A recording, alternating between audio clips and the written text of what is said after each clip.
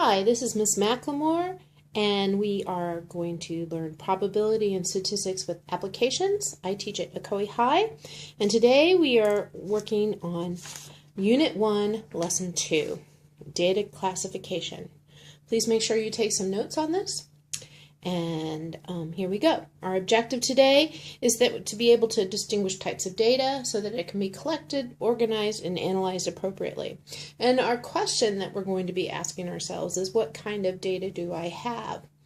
And that's our question today, but the whole point of this lesson is to learn what kind of data should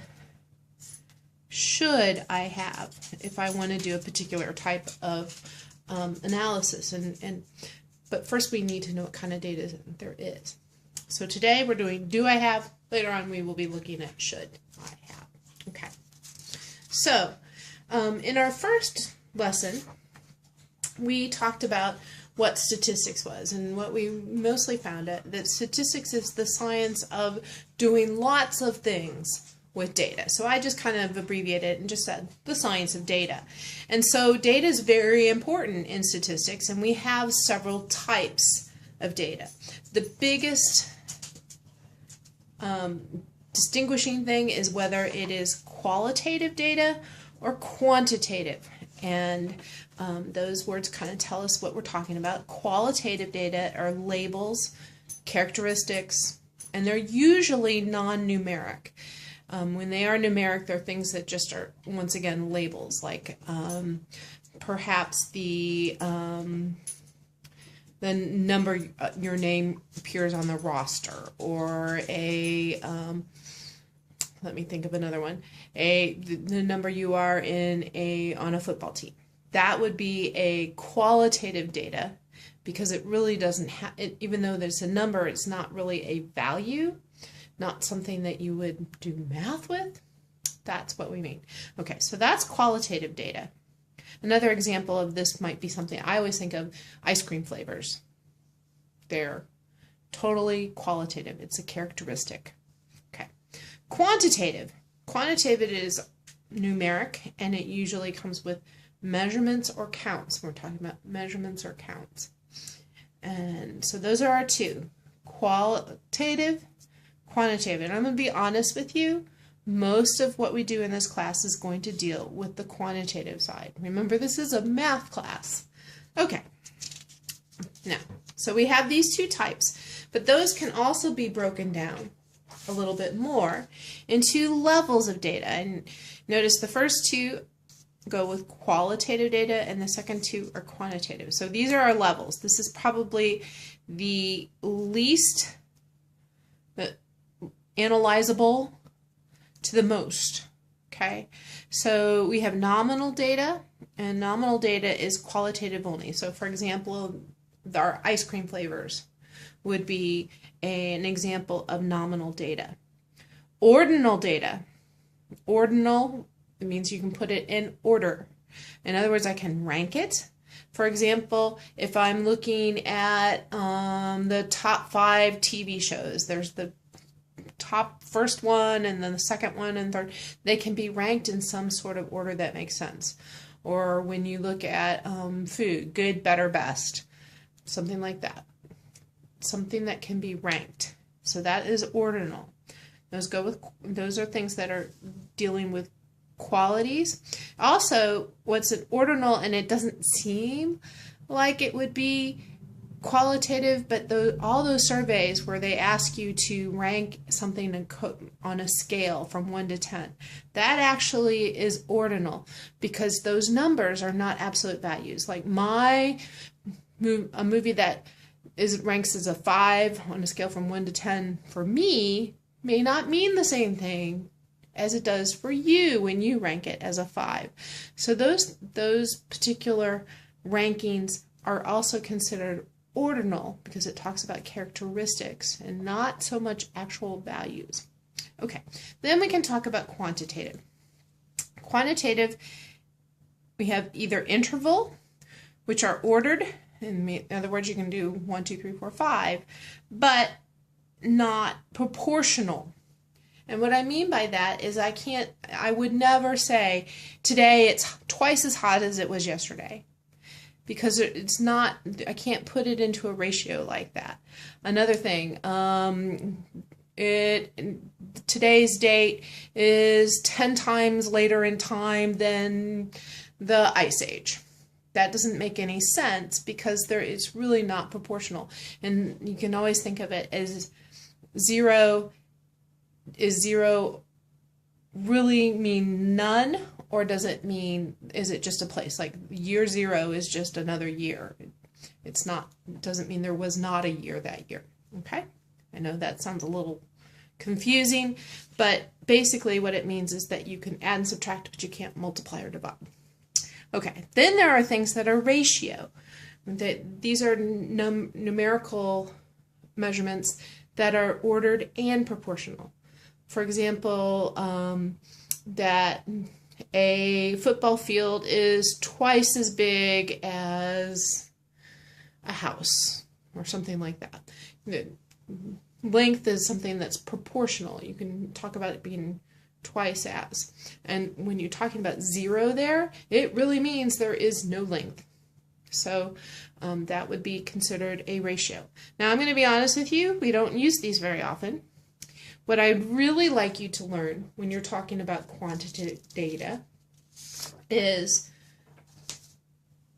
discrete and continuous. So quantitative, and we're just talking quantitative here, is either discrete or continuous. And discrete means that it has a defined set of values. This is usually integers, not always, but that means it can only be that value and nothing between the two values. So for example, if you're talking about how many children in a family, you can't have 2.5 children. You can either have 2 or you can have 3, but you can't have 2.5. Okay, so that is a discrete measurement.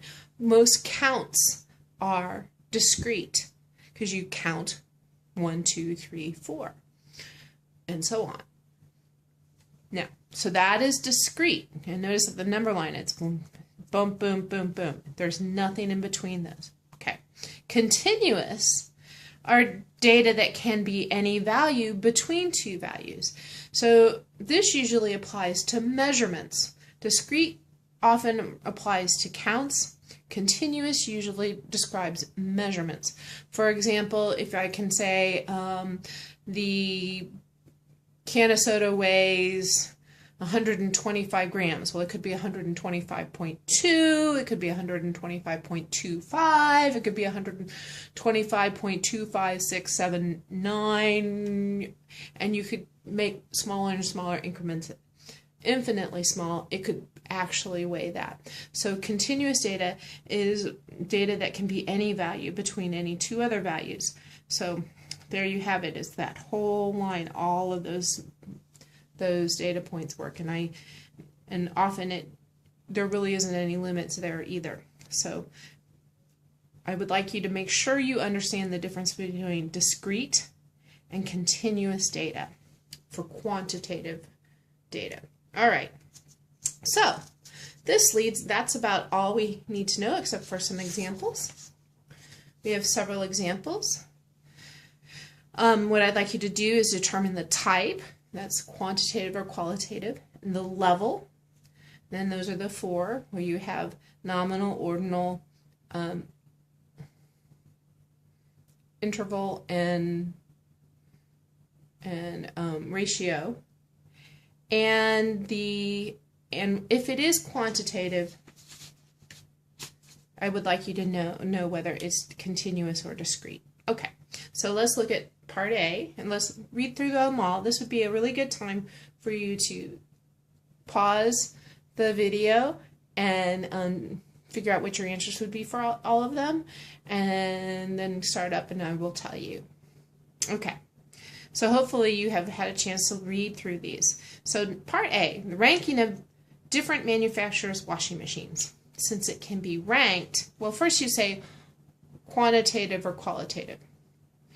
This is really going to be quantitative qualitative, because I'm talking about different manufacturers. So I'm going to talk Maytag and Sears and all the different kinds of washing machines, and I'm going to list them from best to worst or something like that. So it is qualitative because I'm not talking about a number, I'm talking about a name of something, but it is also ordinal because I'm going to put them in order. I'm going to rank them. Okay, so that's A. And since it's not quantitative, I don't have to worry about continuous or discrete.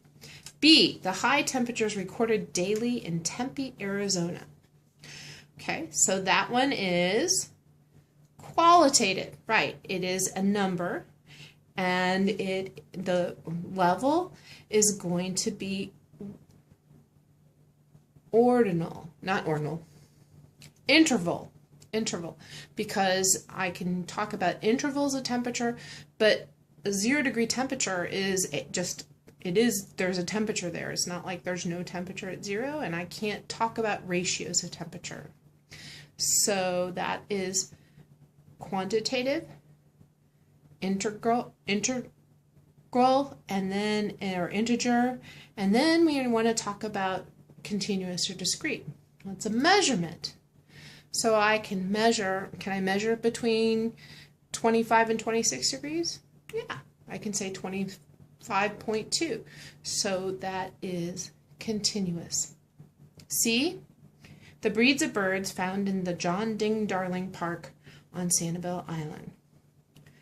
That is qualitative because I'm talking about different kinds of birds, and I can't put them in any order, so it is also nominal. It's just their names.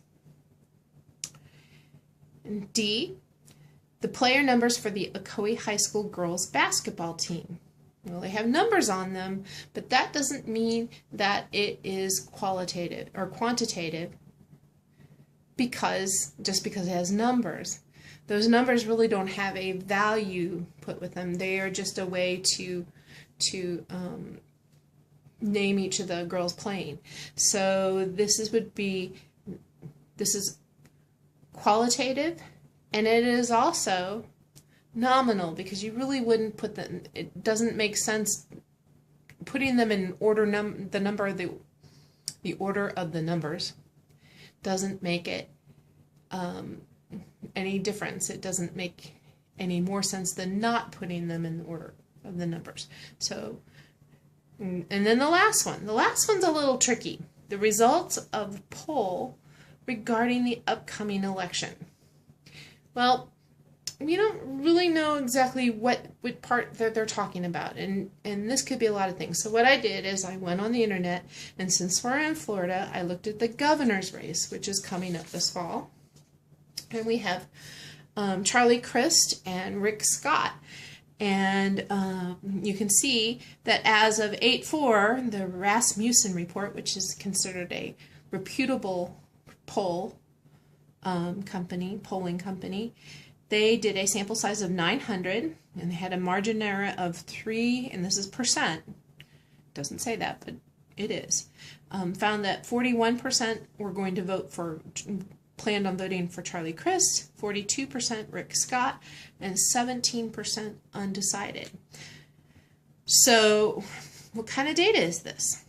Well, if I'm looking at who they're voting for, that is qualitative because it's just a list of names. If I'm looking at the percentage, this data over here, that is quantitative. And as it is here, it is actually considered continuous because it is because I can go 41.5%. I just don't have that here. Okay. So but if I were talking about the actual numbers, like how many people out of 900 said they were voting for each one, then it would be quantitative and discrete. So you can see that depending on how the results are, and sometimes you actually have to see the data and what they're talking about as to know whether they're talking discrete or continuous. Okay. Well, I hope this helped you understand the types of data, and I will see you in class.